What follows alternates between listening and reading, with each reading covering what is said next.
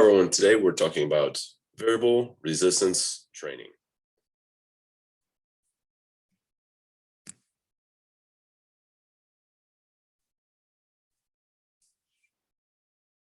Let's start off by talking about ISO. And ISO means same in what I'm told is Greek. So our isokinetic exercise can be facilitated by a machine that no matter how much effort the user puts into it, the machine moves at the same rate. This has been used for rehab purposes. This is helps grow range of motion in maybe limbs that are stiff after surgery or after injury. And it also can help us move faster than we normally do with certain loads if you care to do that. So I don't have a whole lot of experience with it. I just want to bring it up so that we're aware of it. Isotonic exercise. So again, iso means same, and think about tonic or tone, referring to the same weight, the same resistance. I want to bring up those isos to bring up aniso. Aniso means different in what I'm told is Greek. And that leads us to our topic, which is variable or accommodating resistance. And variable resistance training is using equipment such as bands or chains to alter the resistance throughout the range of motion of an exercise. This type of training adds variability, improves your overall strength, and helps to break through training plateaus.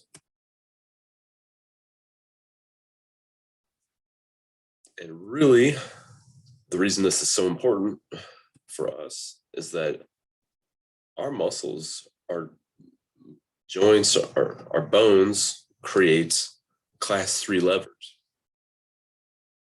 So not the most efficient, actually the least efficient, but what it means is that we do have points where we're at a disadvantage and points where we're at an advantage. So towards the top of certain lifts, consider the squat or the bench press, that towards the top third of that lift can be the easiest part.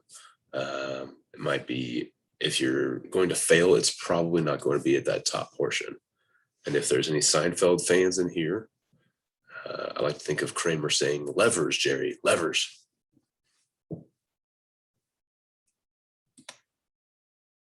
It's all about levers.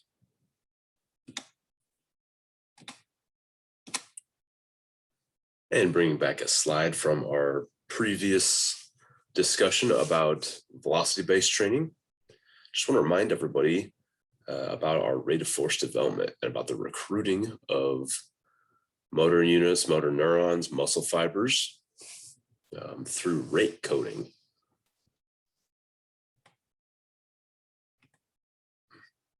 And sort of think about this diagram here, is that over time, we're able to create more force.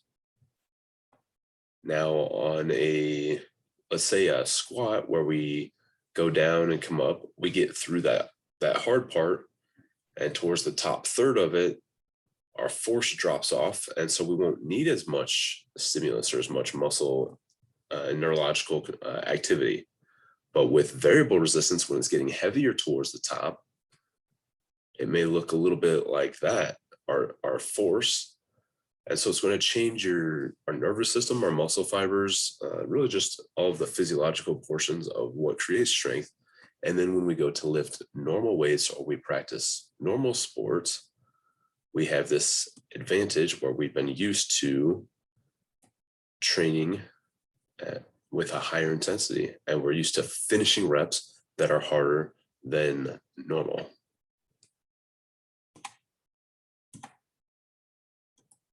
Diagrams need some work. I know I need to work on my drawing, so bear with me. Okay, so our variable resistance training, as resistance decreases, oh no, we got a typo here. Let's fix that real quick.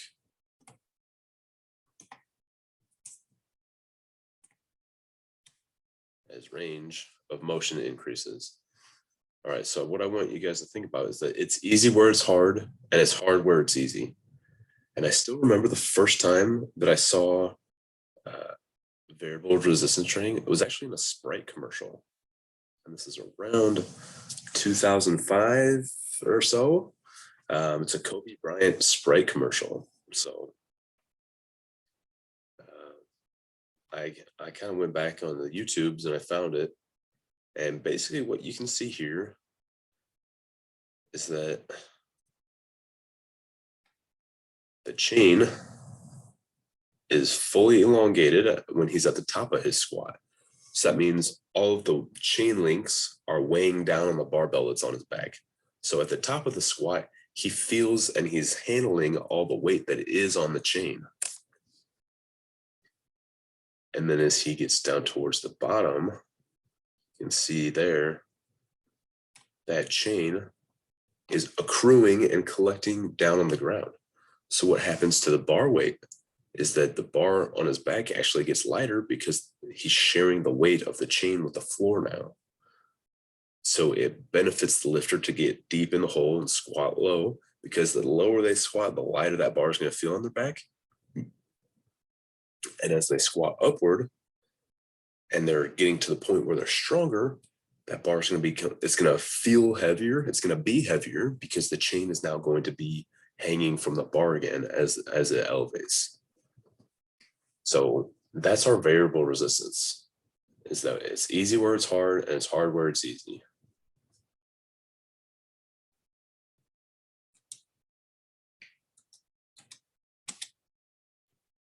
And what are our equipment options here? Machine-based. So there's machines built specifically for it. So it might be an isokinetic machine like we talked about earlier. It might be, there's units that come with these cams where you can adjust it to make it harder, so that, like, let's say it's a seated preacher curl bench. And we know that on a normal preacher curl, if we're just doing a, that supported, elbows are supported, and as we're curling up, we know at the very top, it's going to get easier because the way that the levers are working. But on a machine, you can actually adjust it so that it gets harder towards the top. And they make machines like that, all kinds of machines like that, not just for bicep curls, although that's obviously the most important one.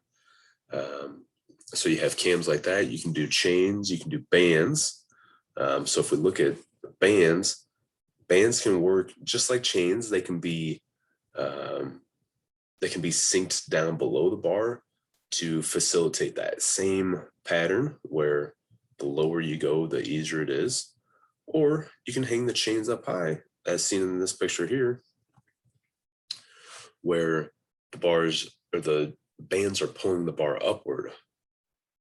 So it's hung at the opposite point, but it's having a very similar effect. That the lower the bar goes, that band is getting stretched out and it's pulling harder and harder on the bar. And then as the lifter bench presses upward, that elastic and that kinetic energy is lifting up and the bar is feeling lighter. So it's very similar feeling to the lifter as having the bands down below, or as having chains hanging from it. It's just a different option. And what I like about bands up above is that those bands, sometimes they get stretched out, sometimes they get worn out. Sometimes when you're purchasing bands for facility, you purchase the same bands, but you purchase them 18 months later. And so one band is worn out a little bit more than the other one. And what I like about having bands up high is that you can set them up and then you can hang the bar from it. And if the bar is hanging like this, and you've set the bands up as symmetrical as possible, then the bands are no longer symmetrical. It's not your setup. So you wouldn't want to lift with bands that have, a 10 to 30 to 50 pound disparity in their tension from one side to the other. That's not safe for the lifter. weight release, I don't have a picture of the weight release, but weight release, sort of think about you could even use chains on this, but you would anchor in weights along different heights of the chain so that as you get to certain points, you don't get a gradual increase in weight, you get a sudden increase in weight. So you could hang kettlebells, you could hang kettlebells, dumbbells, you could hang just plates. And then as you're squatting upward, those items get picked up off the floor, and they can be strapped into a little canvas settings, or in with chains. And we already talked about the approach, top down, bottom up. Yeah, depending on your lift. So think about a pull-up. You can do resisted, like band resisted or chain resisted pull-ups. You can do that. You can do band assisted pull-ups, and just, it's a similar thing, is that with the body weight movement of the pull-up, some people need resistance, some people need assistance to even do one. So having that band assisted is great. One thing you got to watch out for the band assisted pull-ups, though, I think myself, and I've had this conversation with several other strength coaches, is that people abuse the band assisted pull-ups. So take some of your lifters who maybe cannot complete one or maybe two pull-ups, and they use bands and they're doing sets of 15. Well, that's so far away from where their actual strength levels are, that they've sort of mutated the movement, and it's so easy that they're just getting slingshotted up in a position each time. So if you're going to use bands, I would advise, based on what I've seen, if you're using band assisted, I would advise getting only just a little bit of assistance and still working through that full range of motion. You want just enough assistance to complete the motion, not enough assistance that you're able to do 10 to 20 reps. If you're a 1 to 2 rep kind of athlete, you'd probably want to get band assistance to do maybe up to sets of 5.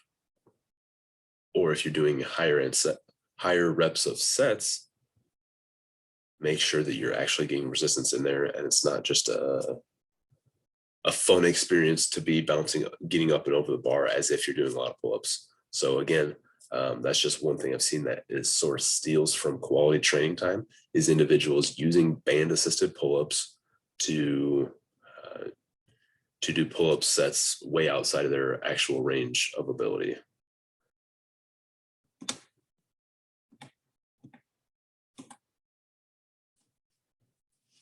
Okay, let's think about chains versus bands. If I had to choose one, I would probably choose the chain. And here's why. Newer athletes, younger athletes, or just younger training age athletes, I would start them off with strict bar weight, not have them do variable resistance. If they're new to lifting, they need to build their movement patterns. They need to build their ability to feel the weights and have a proper movements and form. And then adding in the chains, you're not changing that much because you're sticking with gravity. So the chains are cool, they make noise, they loud clangs, and they look awesome. Kobe Bryant Sprite commercial was super cool and stuck in my head for 15 years, for the last 15 years. But the chains are dictated by gravity, so it's a good baby step towards away from just the basic level. But bands they're basically better, and here's why. Bands are not based on gravity. They have an exponential rate of return. They produce what's called overspeed eccentrics. So they're going to pull you down faster than gravity, which is what the chains and the barbell strict weight is tethered to, I guess I'll say. But bands have overspeed eccentrics. They'll pull you down faster, they'll make you resist harder, and then to fight up out of the hole to perform the concentric portion of the lift, you have to have, your nervous system has to be firing even a little bit greater.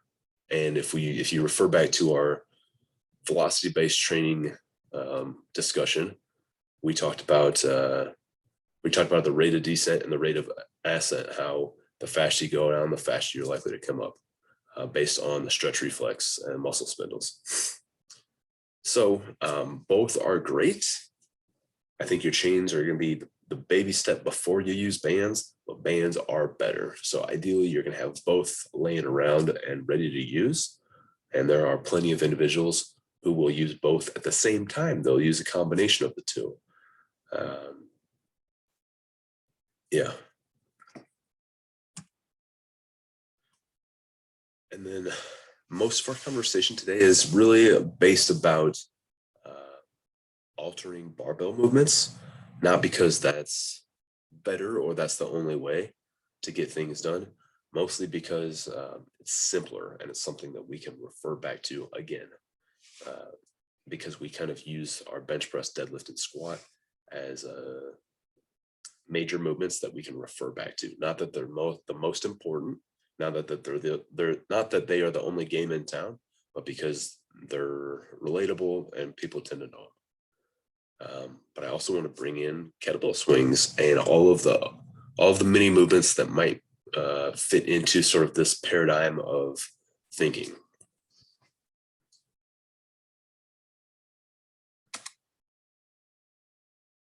All right, let's have a look here. To read the top there, when Brandon Hetzler and RKC, or Russian kettlebell certified, from Missouri State University, came to one of our certs with a force plate, a couple of instructors topped 500 pounds swinging a 53-pound bell or kettlebell, making it 10 times heavier. So taking a look here, well, that kind of feels like variable resistance too, doesn't it? It seems like it could be. And this image is from Easy Strength by Dan John and Pavel. Yeah, but just by taking a look here at the forces, and actually it's being measured on force plates, which we've discussed force plates as well. You're multiplying your force by 10 times. That's pretty valuable. And as someone who swings kettlebells, I know that when I'm doing them, I'm producing a lot of power and force and putting big effort into it. So I don't know if you guys want to consider this variable resistance because it's the same weight in your hands the whole time, and that's really just a matter of your velocity. But I would consider it. I would put it in there. And you can also do movements where you do banded kettlebell swings. So I don't know how that looks on a force plate, but to the naked eye, you're doing kettlebell swings and there's a band that helps shoot it back down to you at the bottom there. So it's coming back at you faster than gravity would stipulate. So maybe a banded kettlebell swing creates even more force. So maybe next time around some force plates, I need to figure that out. That's a good thought. That's good homework assignment for me. So I just want you guys to be thinking about with this variable resistance, it's not just bands and chains on a barbell. Other things could be considered as well.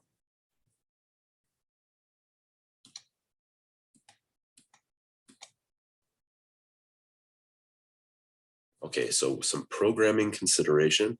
As far as loading goes, I thought the bullseye was the best way to kind of depict my thinking on this. It kind of goes back to what I was rambling about with the pull-ups. I see people who can do 0 or 1 or 2 pull-ups, and then they do band-assisted pull-ups, and all of a sudden they're doing sets of 15 or 20, which is great, and it makes sense, and it's logical. But over time, I noticed those people were not getting better at pull-ups.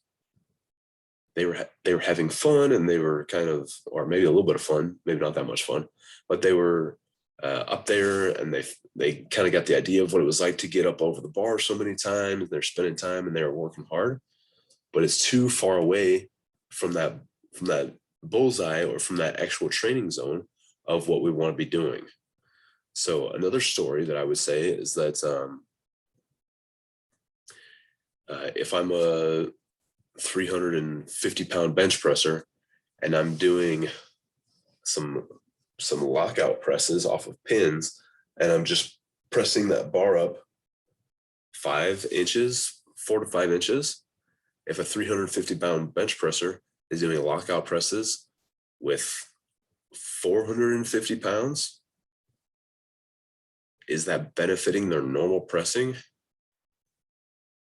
What's probably not hurting it, just like those pull-ups for 20 reps for the people who can do 0 to 2 pull-ups are doing. It's not hurting their ability to perform the normal movement that they're trying to improve, but it's so far off the beaten path that it's not really helping either. So instead of doing maybe 100 pounds over for 3 or 4 inch press, maybe doing a 6 or 7 inch press with only 50 pounds over might transfer more into your training zone. Kind of like maybe if you're trying to improve your 1 mile run time, working on 5-yard sprints or 10-yard sprints might not help your one mile run time that much, and vice versa. If I'm looking to run the 40-yard dash at the NFL Combine, training for the marathon, improving my marathon time, yes, I'm getting better at running, but it's so far away from my training zone that I'm probably not benefiting my training goal. And I bring this up and I rant about this because when we're doing variable resistance training, we want to think about our actual goals. Do we want to, are we worried about the speed at which we're training? Are we worried about the form? Or are we just trying to do something weird and different? So if you want to improve certain lifts as a power lifter, you might have a speed day, you might have a strength day, and that would dictate maybe how much variable resistance you would put on there. And just a lot of variables that go into it. But I would say that if you're doing more than 25 or 30% of your one rep max as variable resistance, you're really kind of pushing what I have seen being done on a regular basis. So let's say you're a 200-pound squatter. Would you want the bar to weigh 100 pounds at the bottom and then 200 pounds at the top? Maybe not, because that's 50% variability. And you're already capable of doing a 200-pound squat. So you're really just kind of doing your maximal. So there's a couple things wrong with that. One is I wouldn't go to 50% of my 1 rep max variability. Not that it's bad, but I think that it's going to be too far away from what you're actually capable of, that it's not going to carry over to your training, much like a really heavy 2-inch bench press lockout or a marathon to help us run a 40-yard dash. So what would be better?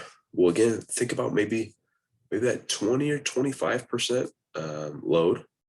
And again, when we were talking about our velocity-based training, we discussed the use of 25% of your 1 rep max for our speed days.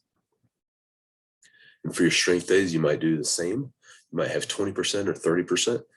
And on your subsequent training days, you might increase the bar weight, or the bar weight might stay the same, and you might increase your variable resistance. So let's say a 200-pound squatter puts 150 pounds on the bar, and they squat that for 3 sets of 5 on week 1. And then week 2, they might come back and do 3 sets of 5 with 50 pounds of variable resistance. And then on week 3, they might come back and do 150 pounds on the bar. And instead of doing 50 pounds of variable resistance, now they're doing 80 pounds of variable resistance. Maybe that could be sort of their final peak of their training.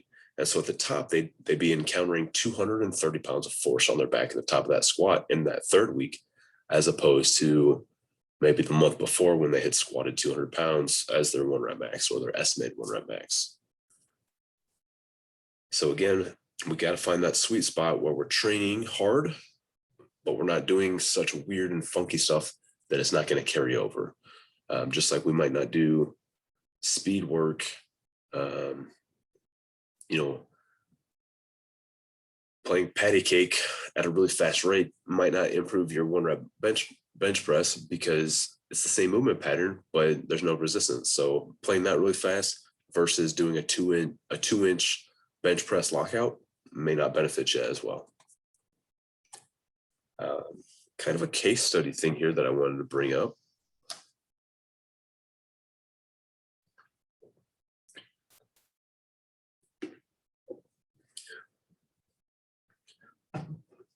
Dr. John Jaquish, apparently the story goes that and I haven't read this book, by the way. I've listened to a couple podcasts and watched a couple interviews with him, but I haven't read his book. But the story goes is that his mother got osteoporosis and was having some bone problems, and he wanted to figure out the best way to help her out. And doing some research, he came to the conclusion that bone density is all about increasing stress, so increasing force. So he wanted his dear old mom to lift weights, but he'd had her do band training. So he gets all the benefits of high force and high resistance to help the bones grow in density, but none of the issues that come with loading joints into deep range of motion. And so he kind of started there. And then as he was getting good results there, he created this company called OsteoStrong. And he was getting good results there and kind of following through on this, going down this road a little bit further. He started finding more research and then performing more research. And so a combination of peer-reviewed articles and research and anecdotal evidence led him to believe that creating a fitness gizmo called the X3 bar would help people get in the best shape of their lives. And he's pretty fit, so he makes a great case for it. He also brings out some research. So just some things to think about with this is that this X3 bar, some of their claims, and again, this is so if the X3 bar is not so much for powerlifters or for athletes. I'm sure it would help them out in theory, but this is more of a bodybuild in your garage gym, get in great shape kind of thing. So kind of more for the general population, I believe, although I'm sure he would sell it to athletes and whoever as well. But some of the claims that he pulls up research from, and I will say that you can find research to support almost any claim that you might want to. He's going to say that some of these band resistance protocols is that you're going to gain muscle 3 times greater than conventional weightlifting. You produce more hormones such as growth hormone and testosterone, which would lead to nice things such as muscle growth, strength increases, and decreased body fat, which is pretty appealing to a lot of people. And that it's efficient, that you need 10 minutes a day and no cardio. Again, this is based on research that he sort of handpicked, and he's a salesman along with, even though he's a doctor, he has a PhD and he's an instructor.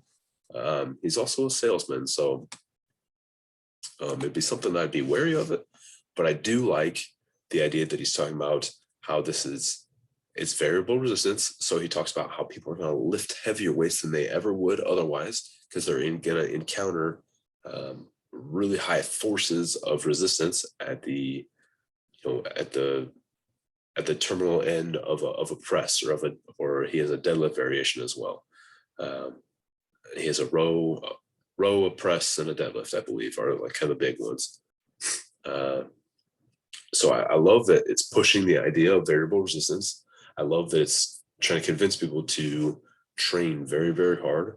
I love that it's kind of safe. I love that it is efficient and, takes up a low footprint and things like that. I just don't know how, I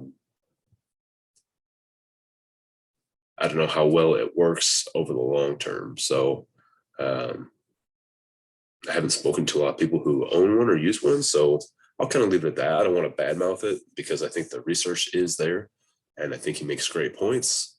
But it's a little gimmicky for my taste. But again, I've never used it. It might be amazing. And he's really just doing the same thing that I'm talking about here is they're doing variable resistance training. And they're training harder and encountering higher stressors than they would with just isotonic lifting, such as weightlifting. So that's why, I believe that's why he says weightlifting is a waste of time. Because in a normal weightlifting session, an individual might go squat 150 pounds for 3 sets of 5. But with variable resistance, they can increase that by 30% and they could do more reps. And part of his protocol is going to failure at your deep range of motion and then failure at like middle of your range of motion and then doing small reps at just sort of the terminal end of your range of motion. So he's really pushing really high intensity, very stressful training, which is great. And I love that someone's promoting that. But it's just very different from a lot of the other things that we're discussing. So this might be the new wave. A year from now, I might own one of these and I might be pushing it real hard and trying to sell it. But that's kind of, I just want to bring it up. All right, moving on. Again, think about if you're using variable resistance, think about why you're using it. What are you using it for? If you're using it for strength, you would know that towards the top end, towards the end of the range of motion, you would want your resistance or how much it feels like is on the bar to definitely be above 85%. Would you want it to be at 150%? Maybe. That might be a little bit high. Maybe more like 110 or 120% might get you more in that sweet spot where it's going to carry over to your normal training and your non-variable resistance lifts. How about power? Okay, so maybe you could have a little bit of leeway there. Maybe you could put more, you could get above 90% at the top, but you'd probably be below 80% at the bottom. That way your average resistance on that movement is still in the 80 to 90%. But you and I know that your speed is more important than your load. Remember, it's form, velocity, and then load. And how about hypertrophy?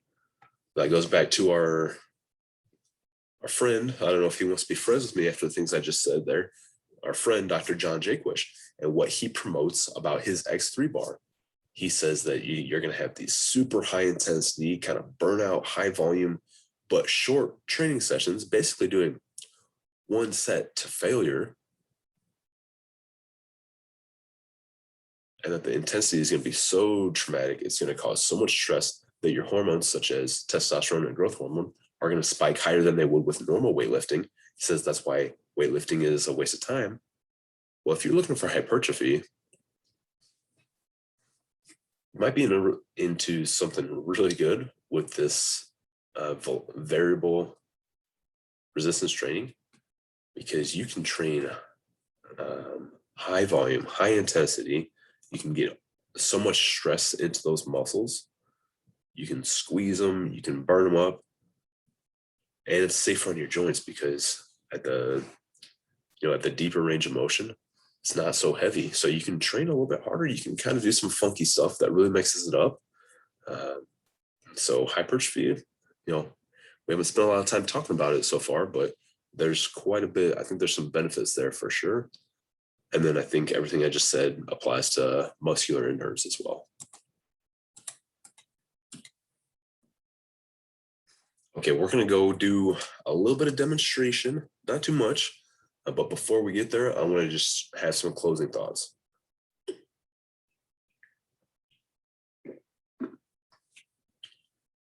Okay, the variation principle tells us that sooner or later we're going to plateau. The best training program in the world will sooner or later we'll get stale on it and we'll need some variation.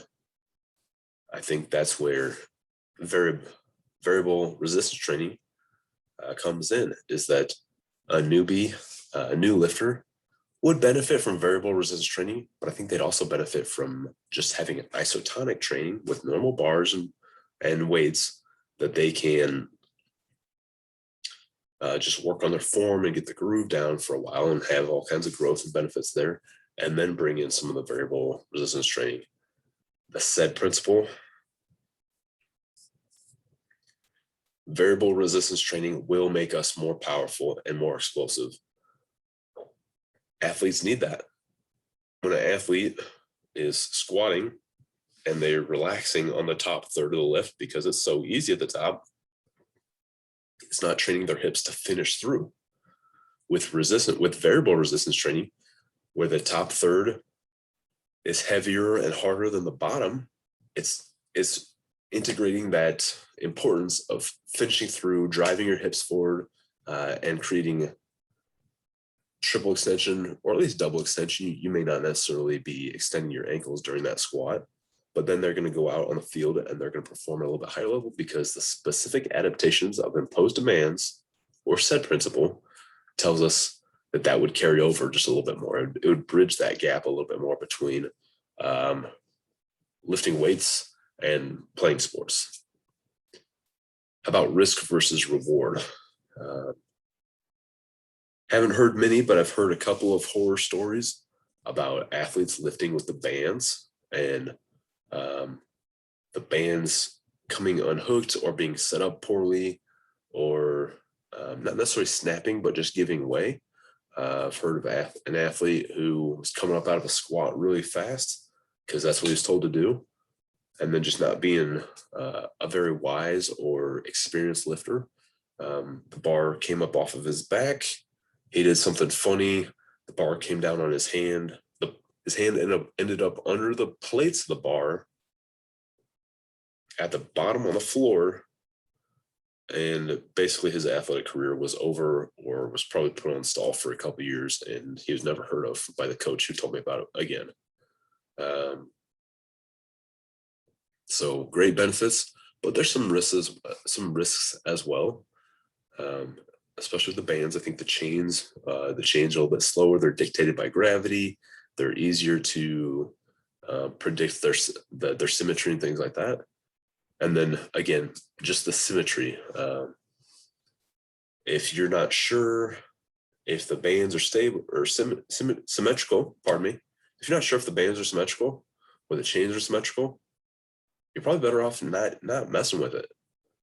Because you don't want to play around with awkward torques on the body unless you mean to, unless that's some gimmick or trick that you're intentionally trying to put in. I would not put a lifter into a bar that's unintentionally asymmetrical. Yeah.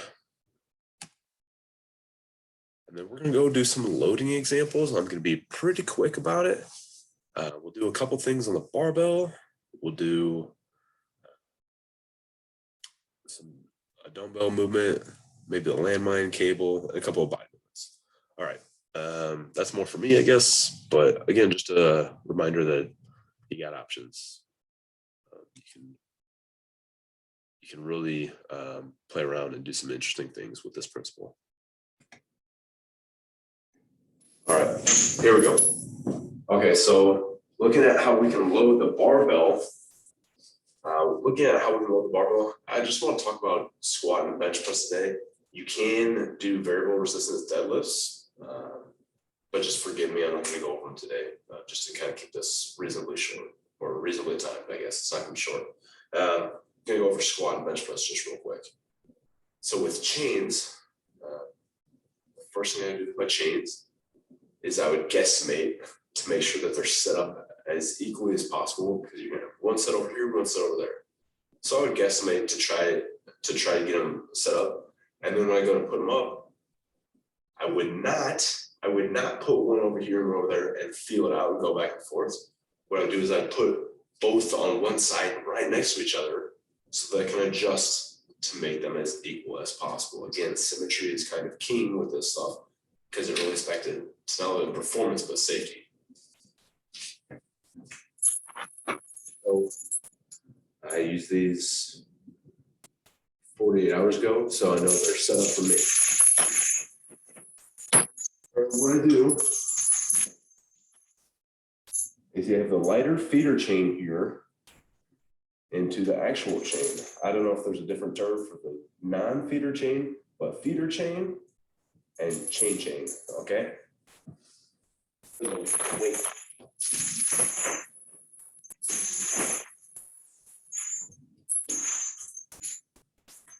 Okay.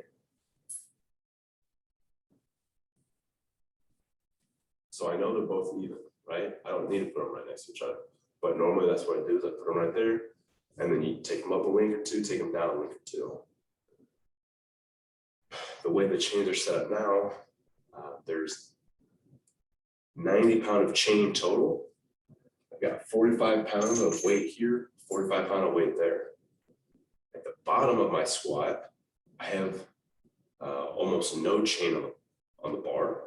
At the top of my squat, which I load this bar a little bit below my top of squat.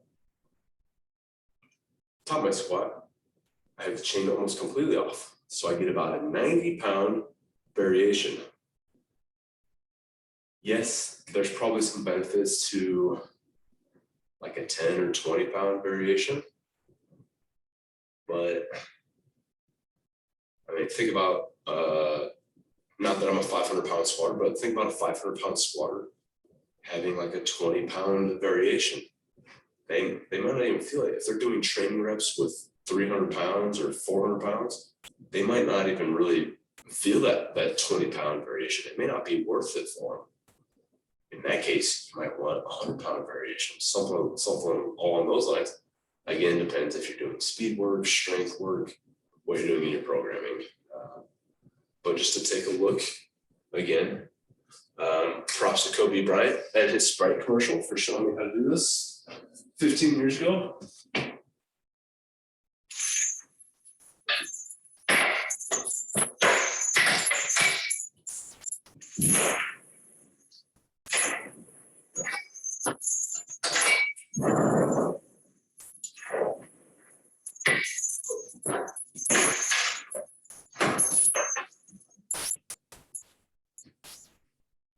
Okay, so not too complicated, kind of loud, kind of cool, but that's all we're doing. And then for the bench press, you would set it up, you would lower it, you would change it. Again, guesstimating, you may not want the chains to come up off the ground entirely because then it starts swinging, but that's just an option as well. So now you get the idea of that. Again, symmetry, symmetry, symmetry. And if you're going to do it, you know, the heavier chains are kind of hard to come by. I've been to a couple of junkyards looking for them. And what I found at junkyards is that you might find some chain where you just have, but you're not going to find the convenient thicker stuff. So you really end up having to buy quite a bit of it. And it's kind of irritating once you've been spoiled by having like the nicer chains that are kind of like perfect for it. So that's something to think about. But again, it's simple, it's logical, it works. And yeah, so, and then the chains can be used for other things like weighing down sleds. You can run them out on fields. You can tie a belt around an athlete with a rope to the chain, and they can do it like a chain drag run. So they have other uses.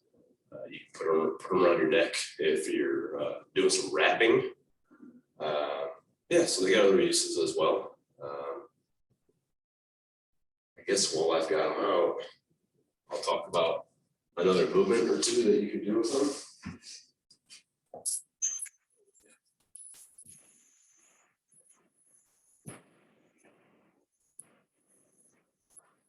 bicep curls, obviously the most important thing.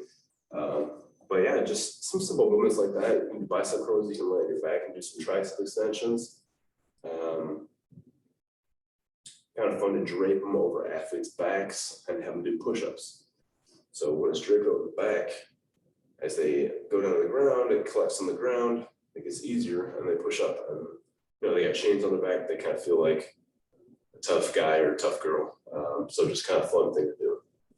While we're still talking about the barbell here, we have band options as well.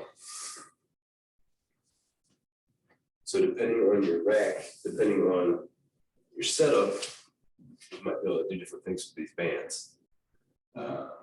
Basically, anyone, anywhere can collect heavy dumbbells down the bottom and make a heavy pile, and you can loop the band in on itself and pull it up over the bar. The big thing there is just making sure that things are symmetrical and making sure that your band is not stronger than your anchor weight, because you don't want to be doing like a squat, heavy squat, and everything starts moving. That's bad. That's bad for business. You can anchor. A lot of racks these days have hooks just to loop it under really easily at the bottom, and you're set. So it can be really easy, or it can be a total headache to figure out. That's banded squats. Don't forget, these bands are so versatile. If you're out on a field and you can't get a group in it to lift in the weight room, you can just do banded squats, just right here. It's not the same. It's not this, kind of meathead stuff that we're talking about, but that's a good way to just make a group of fit individuals. Got no equipment, just to do something different with them. Instead of running or doing bodyweight squats, you just do something different with them. And also you can do some jumping banded squats, so that way you're getting more of like that power application. We talked about the chain push-ups earlier. You go banded push-ups out on the field in the weight room. That's a good one. That's a good burner finisher. If you've got a few different bands, you could do like band push-ups with 3 bands behind the back until you fail. And then kind of like that X3 bar, the Dr. John Jake push, maybe 3 bands until you fail, ditch 1 band, go 2 band push-ups until you fail, and then only go 1 band push-up until you fail. Or you can do 2 bands, 1 band, no bands. So you end up doing just bodyweight push-ups till failure. And that's just something different. Again, our variety principle is that doing something different is going to cause a new stimulus, which causes a new adaptation. Barbell, again, so just like I'm going to do push-ups on the ground, just like that. A lot of times I'll have them go inside the armpit with the banded presses. You can just lay on your back on the bench or on the floor and do barbell presses like that. I said I was going to have a dumbbell option.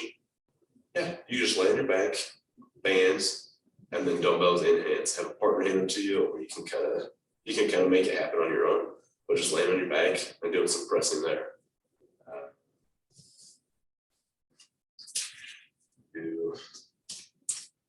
Yeah, so much with that band. I also want to talk about the landmine.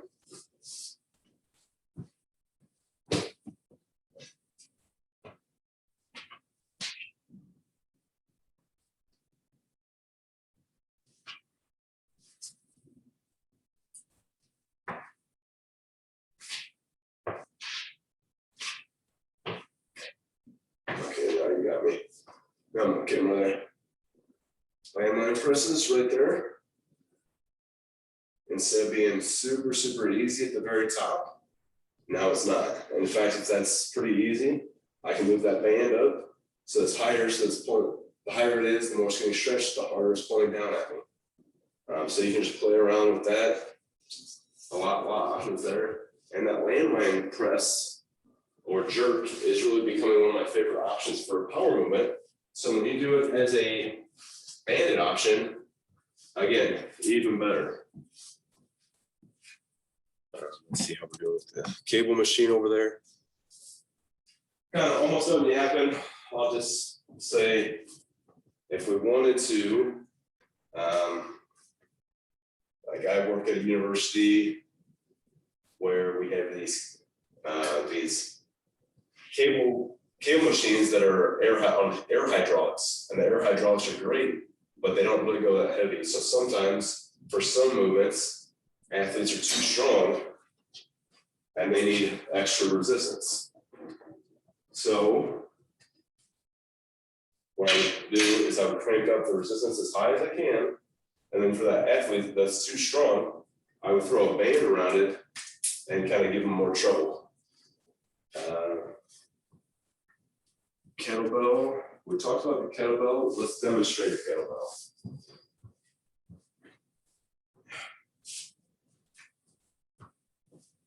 Just to demonstrate that kettlebell swing.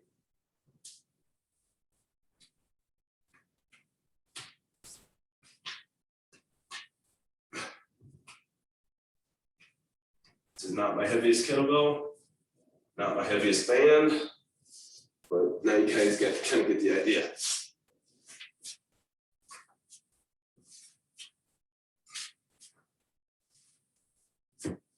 So if you want to play around with that, that's an option as well. I think that's good. I'll see you guys.